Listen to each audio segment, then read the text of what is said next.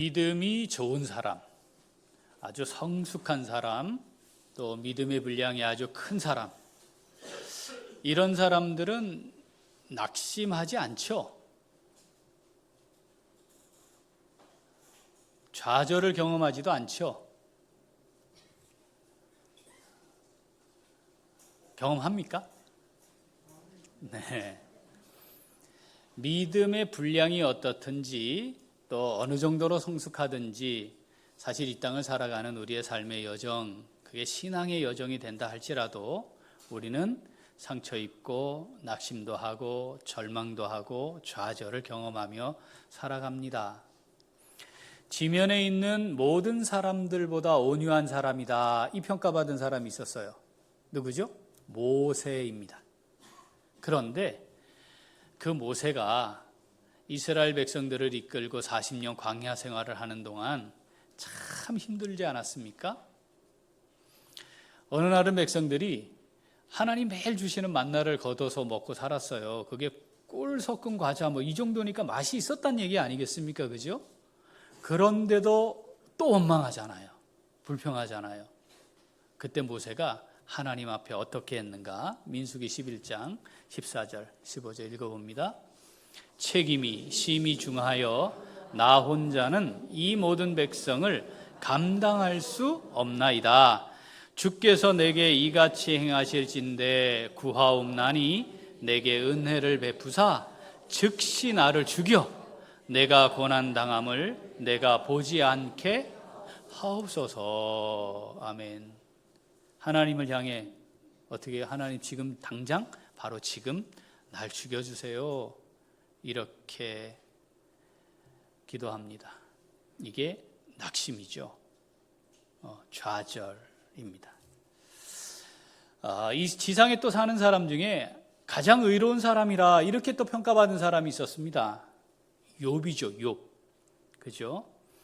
우리가 사실 욥을 욥기서로 읽으면서 야, 어떻게 이런 고난을 당할 수가 있나 이렇게 생각할 수 있어요. 그런데 우리가 생각을 할 뿐이지 그 욥이 당한 고난의 10분의 1만 우리에게 닥쳐와도 이거 견딜 수 있었을까? 그런 생각 해보게 됩니다. 진짜 순식간에 감당할 수 없는, 상상할 수 없는 재난, 고통이 다가오죠. 욥이 그때 어떻게 했는지 아십니까? 욥기 3장 1절 읽어봅니다. 그 후에 욥이 입을 열어 자기의 생일을 저주하니라. 11절 어찌하여 내가 태에서 죽어나오지 아니하였던가? 어찌하여 내 어머니가 해산할 때에 내가 숨지지 아니하였던가? 아멘. 그때 죽었어야 하는데 내가 왜 태어나서 이런 거죠. 자, 예수님의 모형이 되기도 하고 지금까지 사역자들 중에 전능하신 하나님의 탁월한 능력으로 성공적으로 사역을 한 사람 꼽으라 하면 이 사람이 꼭 꼽혀요. 누구죠? 엘리야 선지자입니다. 바알과 아세라 선지자들과 850대 1의 영적 싸움에서 전능하신 하나님의 능력으로 멋지게 승리하지 않습니까? 자, 이제부터는 그럼 살아계신 하나님을 선포하면서 그 하나님의 오른손에 들려진 멋진 사역자로 이제 자신에게 주어진 직임을 잘 감당하기만 하면 되는 상황입니다. 누가 감히 이 엘리야에게 토 하나를 달겠습니까? 그런데 이세벨이 아합과 함께 엘리야를 죽이겠다 위협하면서 사람들을 보내요. 그럼 엘리야가 어떻게 했어야 맞아요? 아직도 정신 못 차렸구만. 이랬어야 정상이잖아요.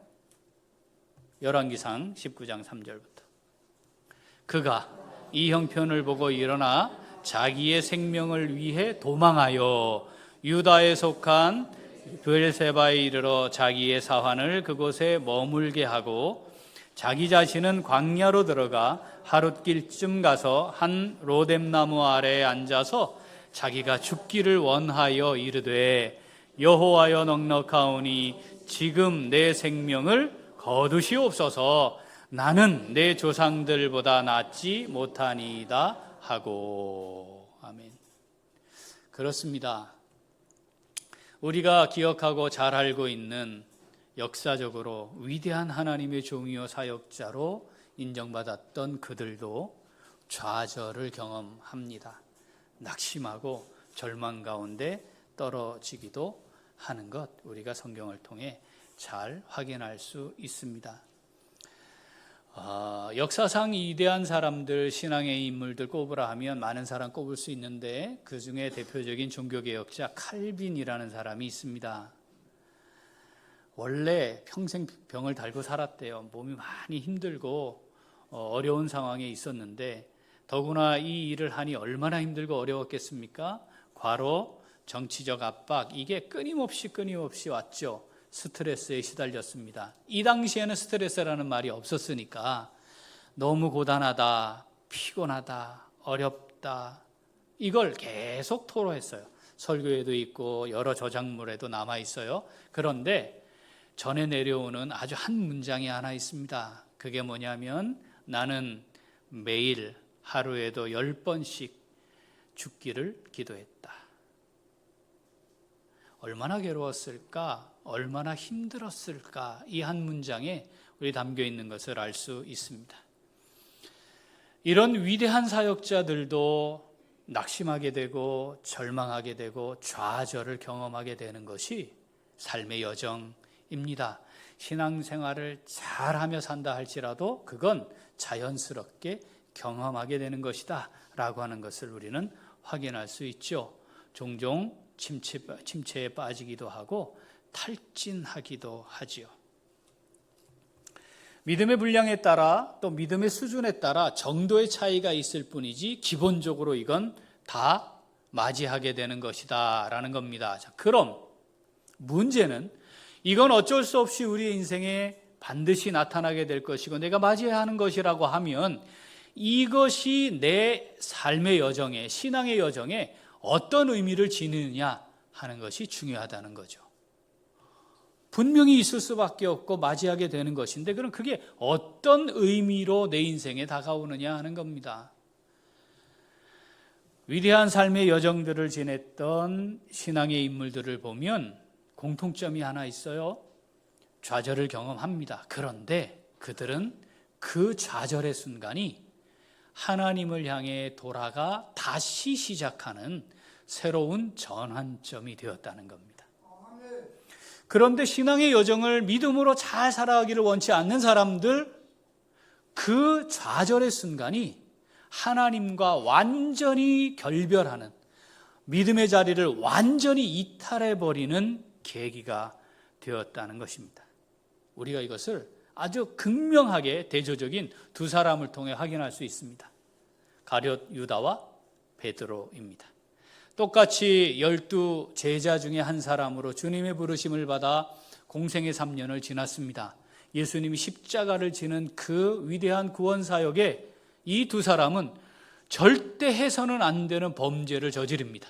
가룟 유다는 예수님을 팔아넘겼고 베드로는 십자가를 지시는 주님을 저주하며 부인하는 죄를 저질렀습니다.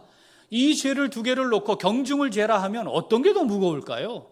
사실 큰 차이가 없어 보입니다. 그런데 이 두 사람이 똑같이 좌절을 경험했습니다. 유다 심각하게 좌절감을 느꼈습니다. 그런데 그가 결정은 뭡니까?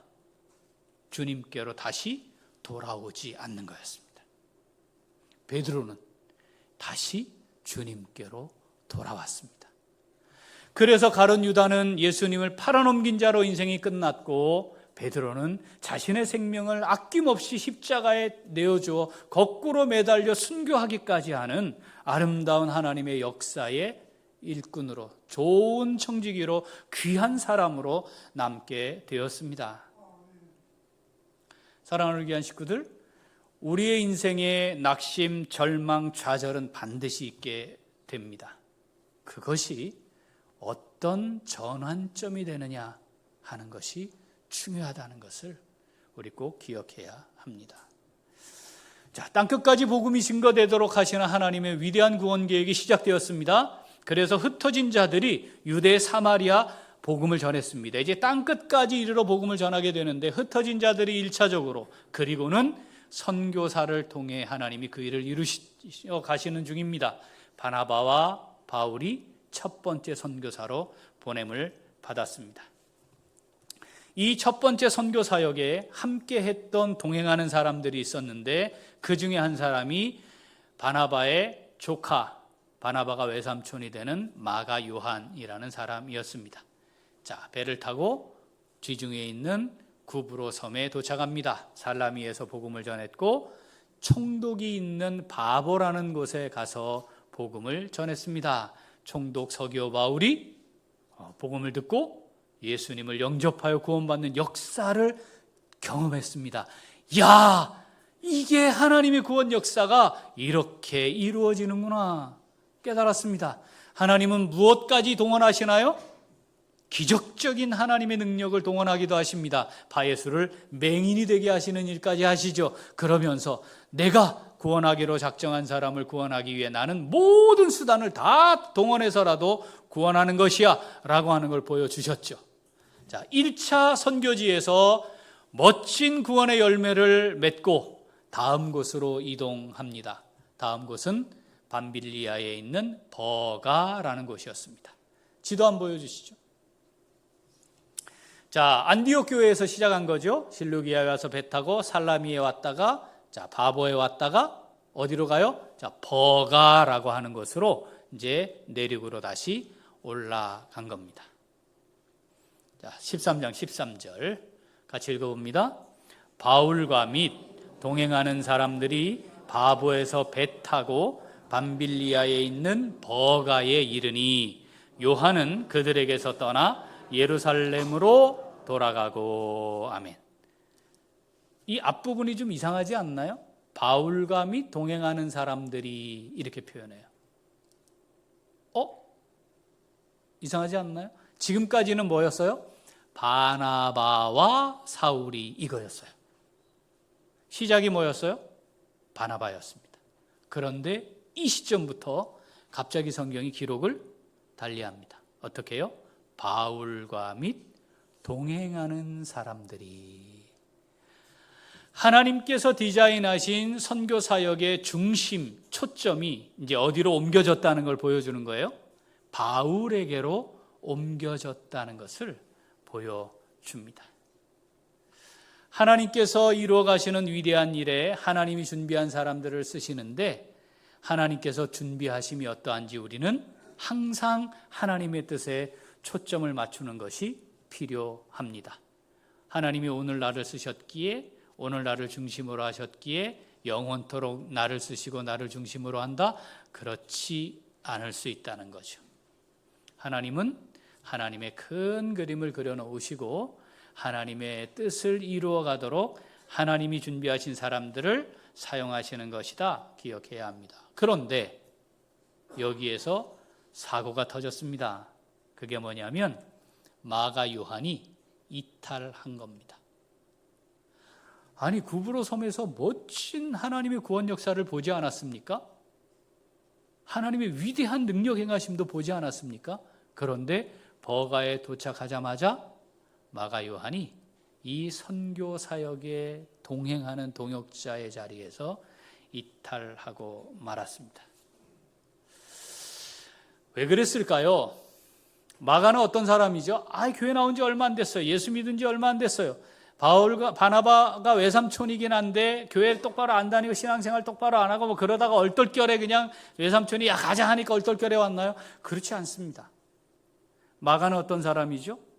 자신의 집이 예루살렘 교회의 모체가 되도록 헌신된 그 집, 그 가정에서 자라난 사람입니다. 하나님의 위대한 역사, 오순절에 성령이 임하는 걸 경험했고 예루살렘 교회가 세워지고 놀라운 부흥의 역사를 경험했던 그 집, 그 핵심적인 사역의 처소에서 살았던 사람입니다. 그 배경을 가지고 삼촌인 바나바를 따라 안디옥 교회와 사역하기로 결정한 사람이었어요. 그리고 무슨 엄청난 풍파를 경험한 것도 아닙니다. 구브로에 왔다가 무슨 생명의 위협을 당한 것도 아니고 그런 게 존재하지 않았음에도 불구하고 마가 요한은 선교 사역에 동역자의 자리를 이탈해 버립니다. 왜 그랬는지 성경이 기록을 해놓았다면 이랬구나 할 수 있는데 더 이상의 기록이 없습니다. 이것에 대해 마가가 나중에는 마가복음을 기록하니까 그 마가복음을 기록하면서 자기가 그때 어떤 심정이었다라든지 이런 걸 좀 이렇게 암시하는 글이라도 남겼으면 이해가 될 텐데 그 이후의 성경은 아무것도 기록하지 않습니다. 분명한 것은 선교의 위대한 사역에 헌신했다가 이탈했다는 것입니다. 자, 우리는 앞에 위대한 하나님의 사람들이 하나님을 향해 하나님 저를 죽여주십시오. 차라리 오늘 제가 죽기를 원합니다. 라고 하는 것을 확인했습니다. 그만큼 낙심할 수 있고 절망에 빠질 수도 있고 좌절할 수 있다는 것을 보여주신 거잖아요. 마가, 요한 역시 지금 그런 상태에 이르게 되었다는 것이죠. 하나님 이 말씀을 버가에 도착해서 그 다음부터 진행되는 쭉 선교 사역만 기록해도 될 텐데 왜 이것을 기록해 놓으셨을까? 그건 우리에게 읽어라 하는 의미 아닙니까? 그럼 우리가 이 말씀을 읽어요. 그럼 이 말씀을 읽으면서 이 말씀은 우리에게 어떤 의미로 다가오는 것이냐, 하나님의 말씀으로 어떻게 받아야 하는 것이냐, 이것이 중요한 것이죠. 하나님 우리에게 말씀하시는 거예요. 얘들아, 마가도 이렇게 이탈했었어. 마가가 얼마나 위대한 사역자입니까? 아무나 성경을 기록합니까? 그럴 수가 없는 거잖아요. 하나님 앞에 귀하게 헌신된 주의 종이었기 때문에 하나님의 말씀인 마가복음을 기록하게 하신 건데, 그런데 우리에게 이 마가의 기록을 기록해 놓으시고 우리에게 말씀하시는 거죠. 얘들아, 너희는 괜찮냐? 너희는 괜찮아? 낙심하고 절망하고 좌절할 수 있어. 그런데 말이다, 계속 거기에 있으면 안 되는 거야. 그럴 수 있단다. 힘드니? 내가 다 안다. 힘내라. 그 과정은 누구나 있는 거란다. 믿음으로 그 상황을 잘 이겨내면 좋겠다. 우리에게 말씀하시는 겁니다. 사랑하는 귀한 식구들, 우리가 낙심하고 절망하고 좌절하는 상황들 경험해 보셨을 겁니다. 지금도 그럴 수 있습니다. 앞으로도 그런 일들이 우리에게 일어날 것입니다. 어떻게 해야 할까요? 그것이 새로운 하나님을 향한 전환점이 되게 해야 합니다. 사탄은 어떻게 할까요? 그것을 계기로 우리를 미혹해서 정도를 벗어나게 만들려고 할 겁니다. 가룟 유다처럼 하나님을 등지게 만들게 유혹하고 있을 겁니다.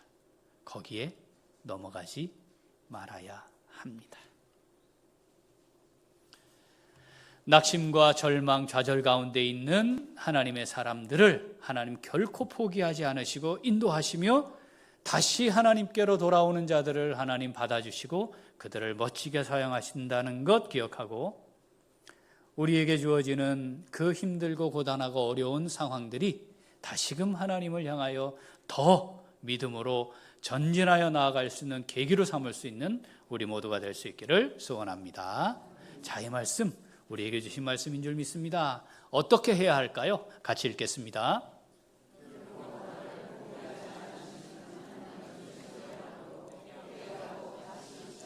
한 번 더. 결코 나를 포기하지 않으시는 하나님을 신뢰함으로 회개하고 다시 시작합니다. 말씀을 묵상하고 기도하며 사는 것, 이게 신앙생활의 그냥 기초지요. 그런데 우리가 늘 말씀 묵상하고 기도 가운데 살며 말씀을 생각하고 바라보고 말씀을 따라 판단하고 말씀을 따라 순종하며 완전한 삶을 살아갈 수는 없습니다. 우리가 그렇게 한다 할지라도 완전히 하나님의 뜻에 순종하는 삶을 살아낼 수는 없습니다. 그게 우리의 한계죠. 모세가 그랬고 욥도 그랬고 엘리야도 그랬고 베드로도 그랬고 위대한 신앙의 인물들이 다 그런 과정을 거쳤습니다. 그러므로 우리도 수시로 그럴 수 있습니다. 믿음의 분량에 따라 그 정도가 다를 뿐이지 우리 모두가 다 겪는 것이죠. 중요한 것은 그것이 낙심의 순간이, 절망의 상황이, 좌절하는 그 사건이, 그리고 나의 그 마음이 다시 하나님께로 돌이켜 나오는 부르심의 자리가 되게 해야 한다는 겁니다. 그것이 하나님과 완전한 결별의 계기가 되지 않게 해야 합니다. 쓰러질 수 있습니다. 넘어질 수 있습니다. 그런데 그대로 엎드러지지 말아야 하죠. 다시 일어나야 합니다. 그것과 같은 것입니다. 베드로, 어떻게 다시 예수님의 공동체로 돌아갈 수 있었을까요? 개인적으로 하나님 앞에 회개하고 돌이켰다? 그럴 수는 있겠습니다. 그런데 그거 다 안다면 자기가 하나님 앞에 회개하고 용서받았다 할지라도 하나님의 백성들 앞에, 그 예수님의 공동체 앞에 다시 선다는 것 얼마나 힘들고 어려웠겠습니까? 그런데 그는 주님의 부르심에 응답하였습니다. 사랑하는 우리 귀한 식구들, 주님이 동일하게 여전히 우리에게도 똑같이 우리를 향해 말씀하시며 우리를 인도해 가기를 원하신다는 겁니다. 오늘 본문 읽어보죠. 로마서 8장 38절 39절. 내가 확신하노니 사망이나 생명이나 천사들이나 권세자들이나 현재일이나 장래일이나 능력이나 높음이나 깊음이나 다른 어떤 피조물이라도 우리를 우리 주 그리스도 예수 안에 있는 하나님의 사랑에서 끊을 수 없으리라. 아멘. 그렇습니다. 우리는 하나님을 놓칠 수 있어요. 놓을 수 있어요. 그런데 하나님이 우리를 놓지 않으십니다. 우리는 하나님을 사랑하기로, 하나님을 위해 헌신하기로, 하나님을 위해 영광을 돌려드리는 삶을 살기로 결단하는 걸 포기할 수 있어도 하나님은 우리를 결단코 포기하지 않으십니다. 그것을 하나님이 우리를 붙잡고 계시다 이렇게 표현해요. 자, 주님과 내가 붙잡힌 상태로 가는 겁니다. 붙잡고 있는 겁니다. 자, 이렇게 잡으면, 내가 놓으면 떨어집니다. 그러면 떨어집니다. 그런데 주님과 나는 이렇게 잡혀 있습니다. 혹시 내가 놓쳐도, 혹시 내가 놓아도 주님이 여전히 나를 붙들고 계시는 거죠. 어떤 것도 우리를 끝까지 인도해 가시려는 하나님의 사랑, 하나님이 끝까지 책임지시는 구원의 은혜에서 우리를 끊어놓을 자가, 끊어놓을 것이 없다 선언하십니다. 우리를 잡고 계시는 거죠. 그러면 우리가 어떻게 하면 되는 거죠? 다시 잡으면 됩니다. 그런데 주님이 나를 포기하지 않고 잡고 계신다는 걸 놓치면 우리가 이렇게 자꾸 말하는 거예요. 하나님 저를 잡아주세요. 하나님 저를 잡아주세요. 하나님 어디 계세요? 하나님 저를 좀 잡아주세요. 그런데 하나님 말씀하시는 거죠. 예, 내가 너를 향한 사랑 포기한 적이 없어. 예, 너를 향한 내 사랑이 끊어진 적이 없단다. 절대로 끊어질 수 없는 거란다. 예, 내가 너를 지금 잡고 있으니 다시 나를 잡으면 되는 거 아니냐 라고 말씀하시는 겁니다. 마가 요한이 이 위대한 하나님의 역사에 참여하는 큰 은혜와 복을 누렸습니다. 마가 요한이 자격이 있어서 그랬겠습니까? 아닙니다. 은혜죠, 그 자체가.